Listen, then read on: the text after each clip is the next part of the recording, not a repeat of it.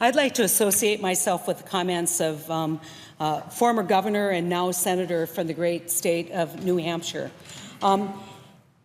It's not enough to say the system's failing. It's not enough to come here and say,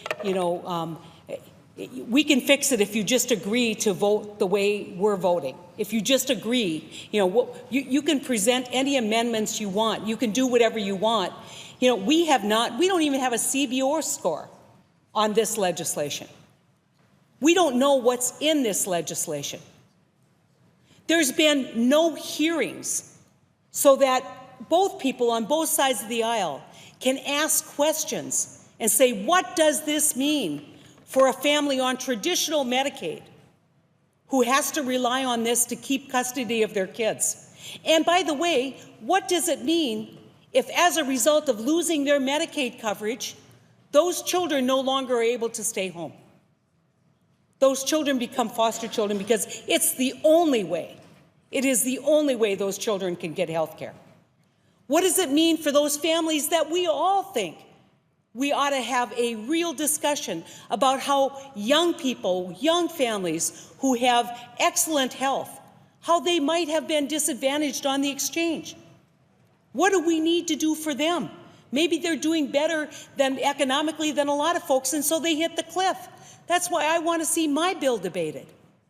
I want to see my bill because it can, in fact, offer opportunity. But the bottom line is, every time we talk about this, what we hear about is how much it would cost. Well, the bottom line is, if all you do is shift the burden of these costs without any discussions with governors, with private payers, with corporate America, who is self-insured, if all we're doing is shifting costs and saying, it's now your problem, we're not doing our job.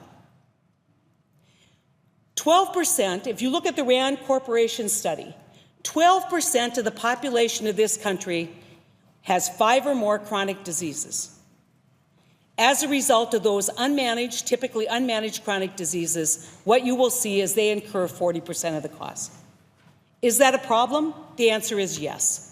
That is a problem. We need to figure out how we better manage chronic disease. A great friend of mine, a guy named Richie Carmona, who once was the Solicitor General, or the Surgeon General of this country, used to say, and I think it's true, 70% of all healthcare costs are related to chronic disease, most of which is preventable. Where in any of these bills are we talking about prevention? Where are we talking about wellness? Where are we talking about bending the healthcare curve? We are only dumping and running with these bills. We are not doing our job. And as a result, we are frightening people in this country.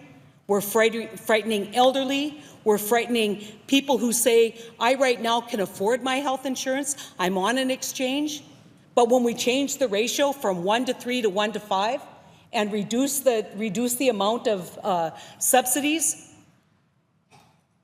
30, 40, 50% of their disposable income will be paid for in health insurance. That's the thing that you're not hearing here. And so we've got to come together.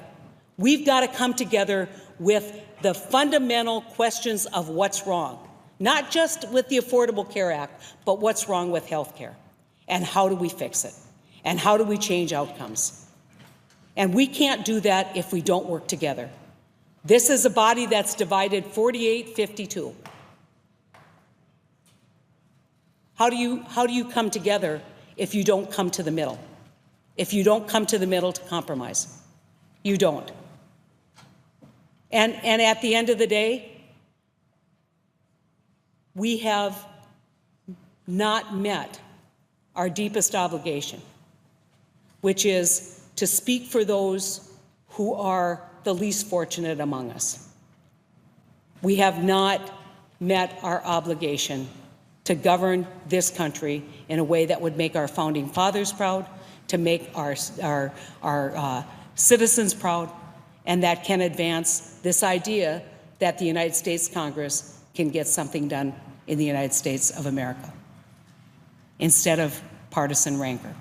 So we hold out the hope that we will at one point here be able to debate these ideas that we've presented. We hold out the hope that we will, in fact, meet somewhere to arrive at a better plan for the delivery of health care in this country. I just want to close with one thought. There is not one organized healthcare group or advocacy group in my state that supports the Republican health care plan. So as we are looking at judgment on that plan, don't take my word for it.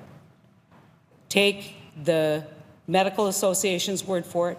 Take the hospitals association's word for it. Take AARP's word for it. Take the consortium of large hospitals in my state who urged a no vote on this legislation. Take the disabled children's advocacy group's word for it. This is not a path forward. But we are big enough people and good enough leaders that we could forge a path forward if we just found the will to do it. With that, Mr. President, I yield the floor.